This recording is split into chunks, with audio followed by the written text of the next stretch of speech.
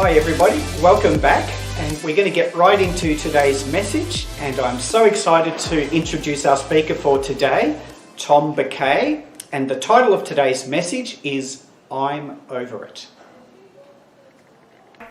Today we're going to be talking about something really controversial. So it's good to be controversial sometimes at church, and something that's very dear and very close to my heart, a topic that we often try to reason with, and sometimes we try to ignore, but it exists. And in fact, I'm so curious, and I love what my sister said, that let's talk back today. So I got a question for you guys. Now, how many of you would say you know someone that can easily be offended? Raise your hand. There, raise your hand. That's it. Don't point at them because, they're easily offended, right? So if you don't know someone who's easily offended, chances are you're probably not on social media like Facebook, Instagram, YouTube, what else? Twitter, right? Chances are you're not in any of them because social media is such a jungle. And everyone in this day and age, and I think everybody could agree to this, that everybody is always offended by something. Isn't that true? Everybody's always offended by something so small and so inane and so minute. And maybe for you, maybe when someone rolls their eyes at you, you could be offended by that, right? Maybe someone has a tone in their voice, right, that you don't like. Maybe someone forgets to say thank you and you get offended by that. You can get, you can get offended. We can all probably get offended by this, but I personally get offended when a friend doesn't respond to a text or an email or a message or something, right? And especially, and it's like icing on the cake when you see them responding because you can see the bubbles, right? You see that they saw the message already. So you saw them responding and then they don't respond. Sometimes that offends me, right? I'm just being honest with you today. You can even get offended by, when you're looking at social media like Facebook, Instagram, or Twitter, what people post about, how often they post, if they comment on your friend's post, but they don't comment on yours, right? They like your friend's, Facebook post and they don't like yours, right? Or what's worse is that if they unfollow you, right? That's like the most unforgivable sin in the social media world. We live in an age of offense, quick to be offended. We're always quick to judge. We're always quick to become bitter. And I'm not pointing at anybody else because I can be the worst at this, right? Tell you a quick story. I think a couple of years ago, right after church, Vanessa wasn't feeling too well. So I was like, I'm going to go to the pharmacy and I'm going to go get her some medicine and, I'm going to go and give it to her. And then right as I was walking through the aisles, and mind you, I'm not like the best, I'm not an expert on knowing what medicines are, right? So I'm just looking around, and then I'm looking for it, and then suddenly there's this lady that looked straight at me with a walker, and literally just rammed me with her walker. And I know she didn't do it by accident, because she looked straight at me and just rammed me with it, right? And I'm like, excuse me, what's your problem, right? You could see me walking there, but you still hit me with your walker, right? And I'm like, what's your problem? Like, did I do something to you? That's exactly what I said, right? And so Tom, who had just listened to God's word a few hours ago, Tom, who just led worship just a few hours ago, Tom, who was sharing, godly posts on Facebook just a few hours ago, was willing to challenge this crazy lady, right? And I'm like, okay, I gotta chill, right? So I just asked her, what's your problem? And then I'm like, you know what, I don't have time for this. Vanessa's feeling sick, I'm just gonna get my medicine and get out, right? So I get in my car, and I look at my passenger mirror, and I see this lady with her walker, with her son as well. And you could tell that her son was not their day, because their son was like all over the place. You guys have seen those before, yeah? They were going crazy, and this lady was trying to grab her, right? This lady was trying to grab it, and I'm like, in my head, I'm like, you know what? You deserve this, right? You deserve what's happening right now. Yes, your son is going crazy. Yeah, you deserve that. But then, I felt like God was just really about to just tell me something. But God really whispered to me and thought to myself, you know what? I'm going to get over this because she was probably having a bad day that day. In other words, if you're in a continuous search to be offended, and I want you to catch on to this, if you're on a continuous search to be offended, you will always find what you're looking for.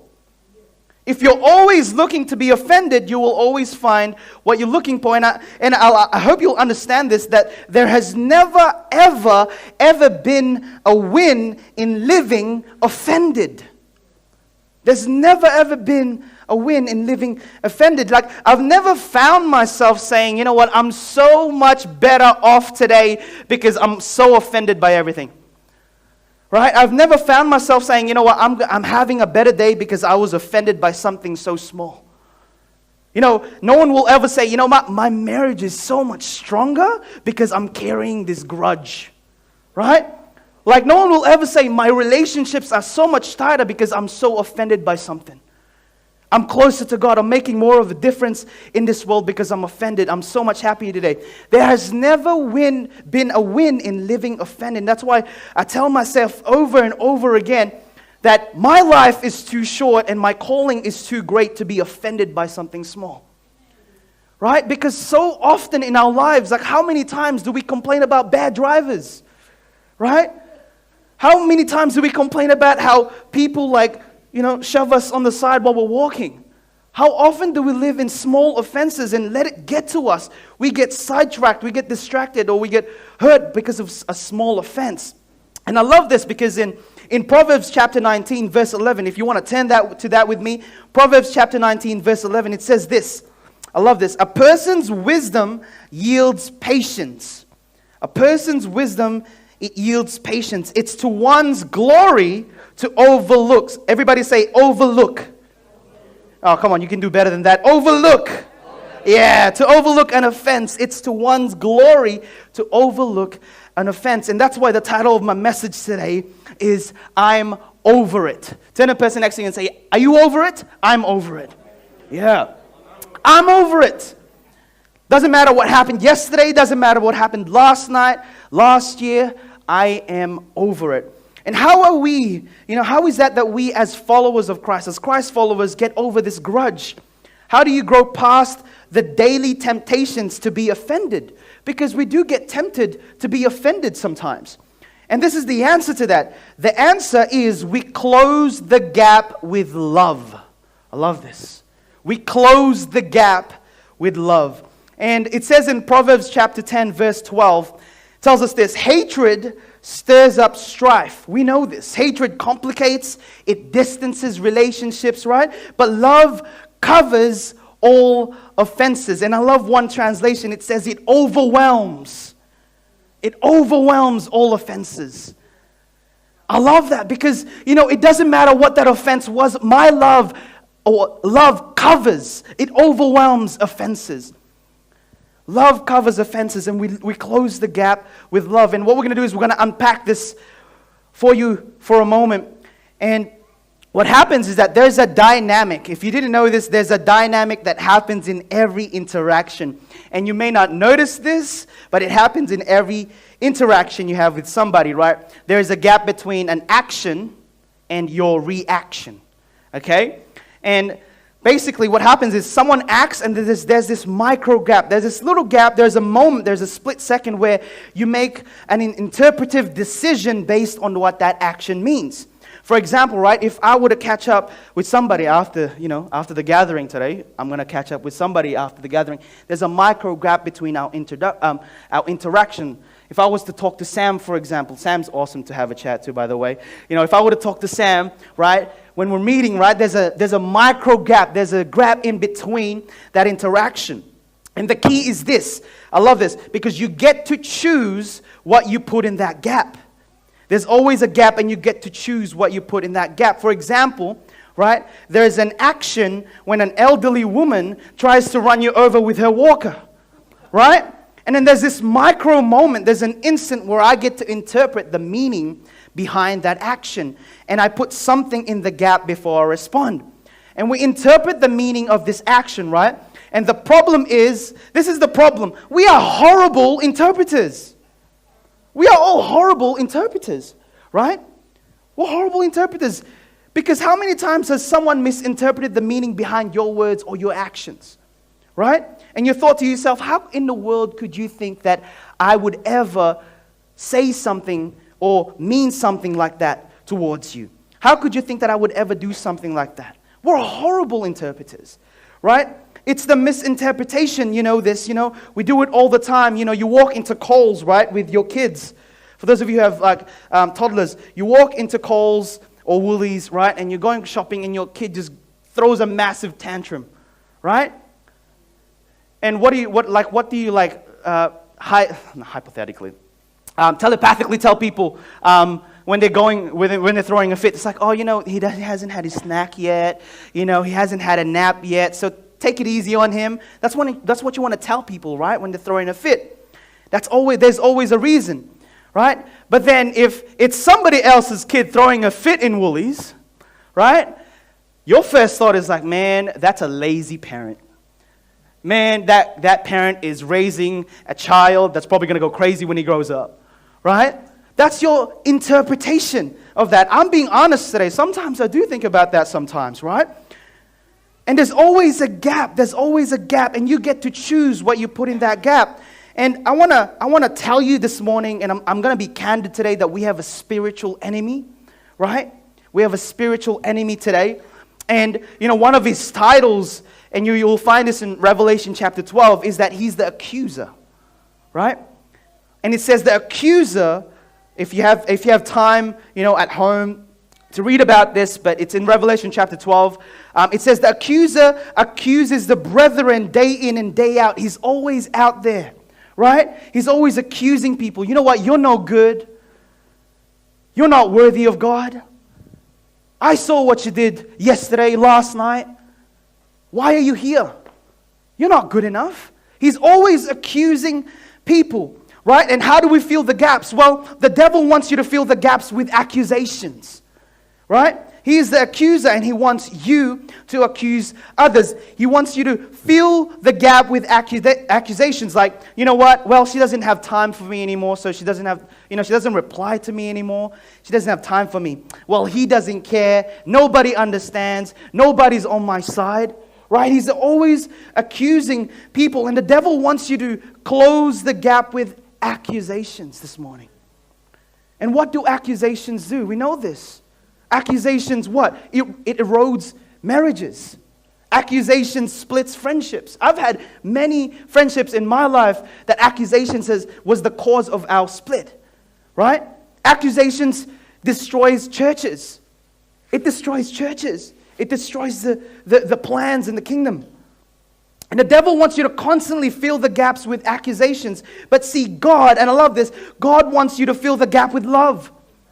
He wants you to fill the gap with love. And in fact, it says this in Proverbs chapter 17, verse 9. It says this, whoever fosters love covers an offense, but whoever repeats the matter separates close friends. And how many of us have lost our closest friends due to accusations?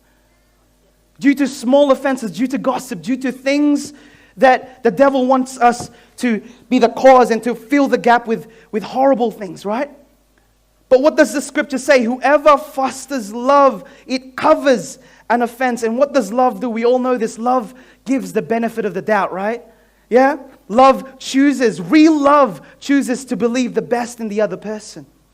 Love chooses to trust that person. Love believes the best in that person. In other words, right? When you get home, for those of you who are married, when you get home, right?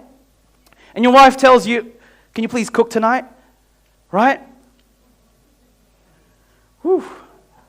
The devil would want you to fill the gap with like, you know what? She's just lazy. She probably didn't do anything at home all day today, or he didn't do anything at home or at work today, and he wants me or she wants me to cook tonight. The devil wants you to accuse your wife or your husband. But love doesn't do that. Love says, you know what? She's probably exhausted from work. He's probably exhausted from work today. She's probably just tired and needs to rest. And again, Transformers, you choose what you put in that gap today. You choose. Someone doesn't respond to your text, and the devil would say, you know what? Oh, well, you know what? He's not a good person. He just doesn't have time for me. She's too busy for me. See, love doesn't do that. Love assumes the best in the other person, right? You know what? Love would probably say her phone's probably dead. She's probably busy, right? Maybe she saw it and she forgot about it. He's going to get back to me. We're good friends. Love assumes the best. And I love what Paul says in Ephesians chapter 4, verse 2. He says this, be patient. Say, be patient. Be patient with each other, making allowances for each fault. Why? Because the love that is in you, the love that was freely given to us here at Transform Church, here in the world, God gave us love. And what do we have to do? We make allowances for each other's faults because we didn't deserve that love. If I was to literally show the mistakes and the faults that I've had here, and God still turned around and said, I love you, why can't we show that to the other person? Love assumes the best, and we choose to put what we put in that gap. In other words, someone else's behavior is probably not about you, right? Their bad driving is not all about you. Their bad mood is probably not all about you. They may just be having a bad day, right? They may be, I've had this happen to me before. They may be facing a battle in their own private life, and they're just not prepared to share that with you. You want others to give you the benefit of the doubt, but you have to do the same for them first, right? It's so tough. It's so hard to do that. Why? Because of your love, because the love that is in you when you don't deserve it. But Tom, what if somebody is just rude to you, he's just so mean to you purposely, right?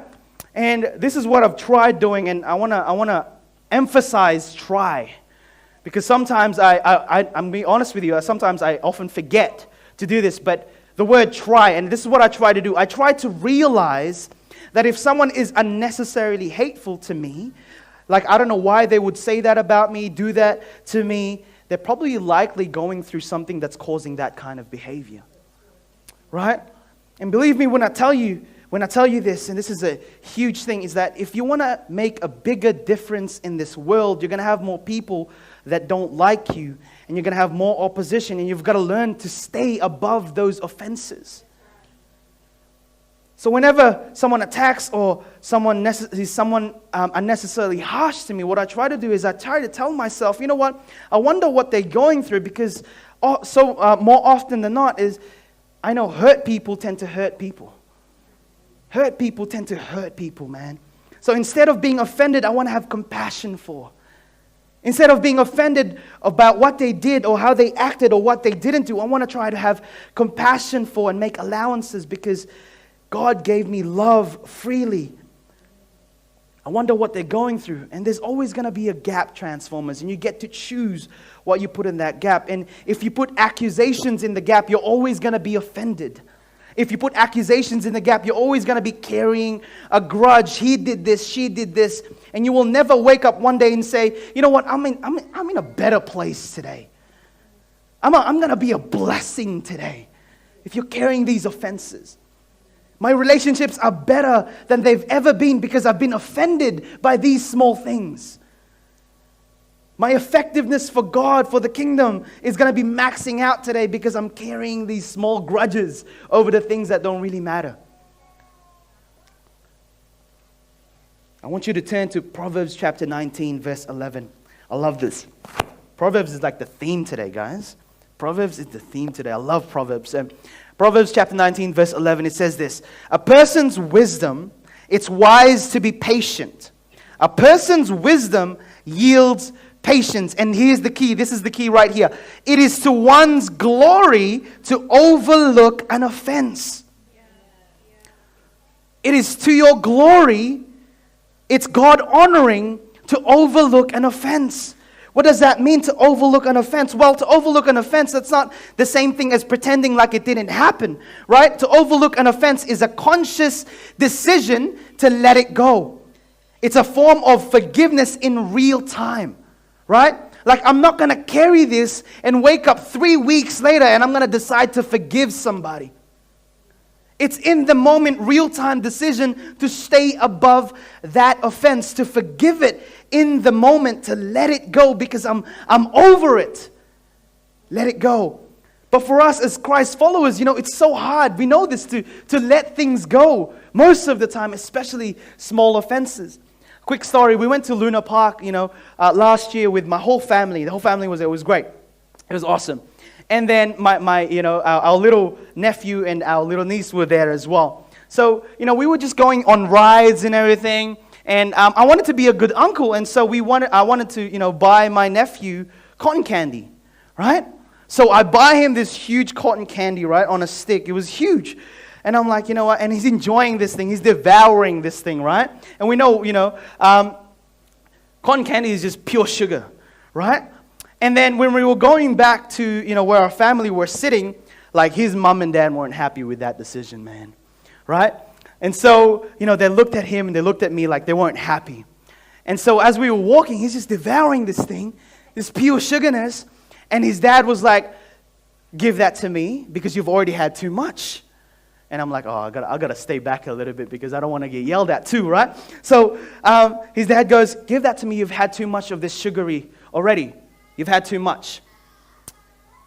And then what's funny is that my nephew goes to my brother. He goes, oh, there's only a bit left. I'm not going to eat anymore. I'm just going to hold on to it. Okay? Let me hold on. I'm not going to eat anymore. There's only like a little bit left of cotton candy. I'm not going to hold on. I'm not going to eat it. I'm just going to hold on to it. It was so funny. But how relevant is that when it comes to offenses? Because we want to let things go, but we choose to hold on to it. We choose, even though we know that it's not good for us, we choose to hold on to it. We choose to hold on to it. And that's what we're saying here today, that, we choose to put love in the gap. Because why? My calling elevates me. My purpose lifts me. The devil wants to lower me down into the offenses that would drag me down. But because my God has a higher calling for me, I'm already over it. In the moment, I'm over it. I have real-time forgiveness and I'm choosing to let this go. This isn't going to weigh me down. This isn't going to distract me from my purpose. It's to my glory. It honors God, and I choose to stay above it. Right? So let's practice today. Let's practice real quick. Your co-worker doesn't invite you to the after-work hangouts. What are you going to say? I'm over it. I'm over it. It's not going to hold me back. Someone makes a snarky comment on your Instagram post or your Facebook post. Man, why do you look photoshopped? Right? You have a pimple here. Did you gain weight today? Right? They put a snarky comment. What are we going to do? I'm over it. It's so hard, but I'm over it. It may take me more than 3 seconds, but I promise I'm not going to let this drag me down, because it is to my glory to overlook an offense. Wisdom, it yields patience. Especially, as Christ followers, as transformers, as examples, as vessels and extension of God here in this world, right? Especially in the culture today where you could be offended by almost everything. I believe that being offended by small things is one of the most divisive, one of the most destructive tools in the world today. Right? Listen, nobody's going to be changing the world by walking around bitter. You're not going to be able to change your world, your family, your ministry by walking around bitter. How can you pour out of a cup that is full of bitterness, accusations, offenses? How could you be a blessing if your cup is full of this murky stuff? How can God fill you up with blessings and just blessings over blessings that overflows if you're empty or if you're full of this murky stuff? Don't let something so small take you off the mission to show the love of Jesus today. Don't let it happen, right? Imagine Jesus just getting off mission, off track for a second, and he goes, you know what? I heard the Pharisees were gossiping around me. So you know what? I don't feel like showing any miracles today. Imagine him saying that, right? Imagine Jesus just like being offended by what Peter said, because he already knew that Peter was going to deny him 3 times, right? But imagine him getting tracked. You know what, Peter, I know you're going to deny me 3 times, so you know what? I'm just going to leave you 12 and I'm going to go somewhere else. Imagine him getting off track. Imagine the world today if Jesus walked around being offended. No, his mission was all about love. His mission was all about love. I'm here on earth today to show the goodness and the love of Jesus in all that I do. I am the embodiment of love. I won't let anyone take me off. Choose real love today, and love goes a long way.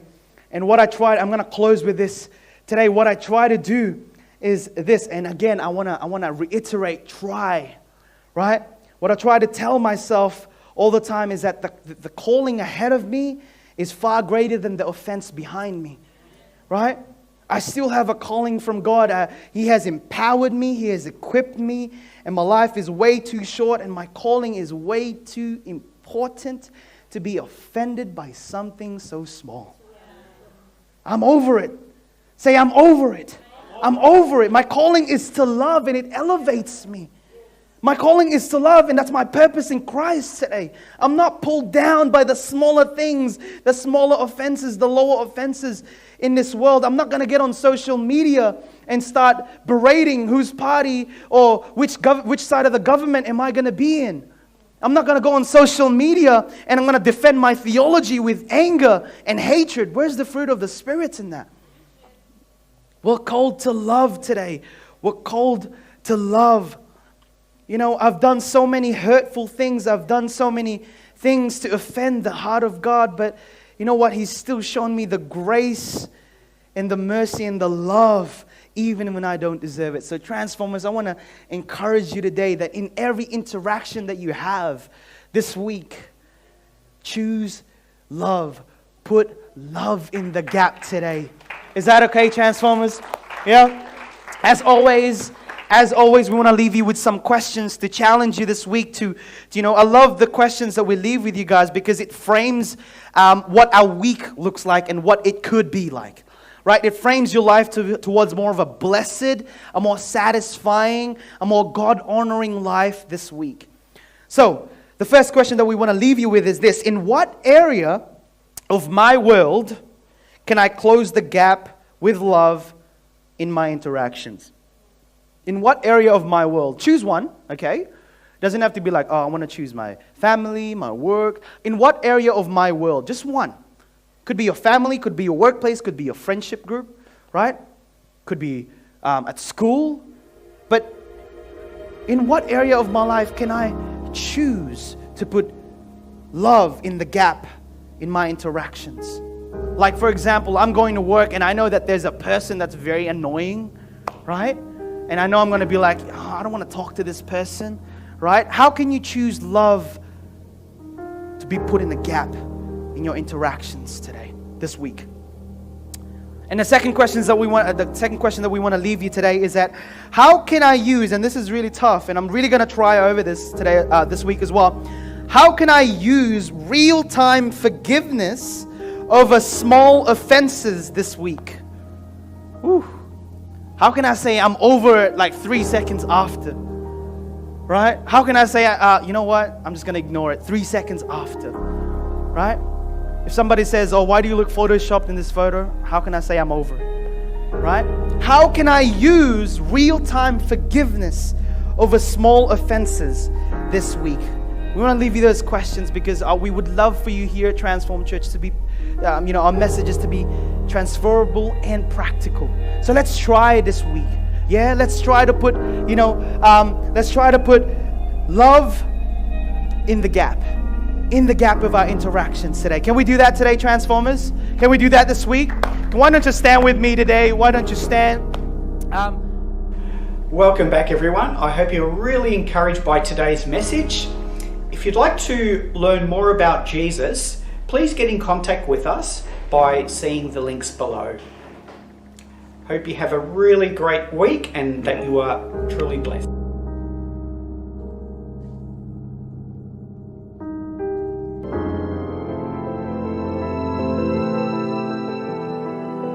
If you'd like to support Transform Church, please use your web browser by following the links below. So we hope you've really been encouraged today, and we really hope to see you soon. Have a blessed week. Bye for now.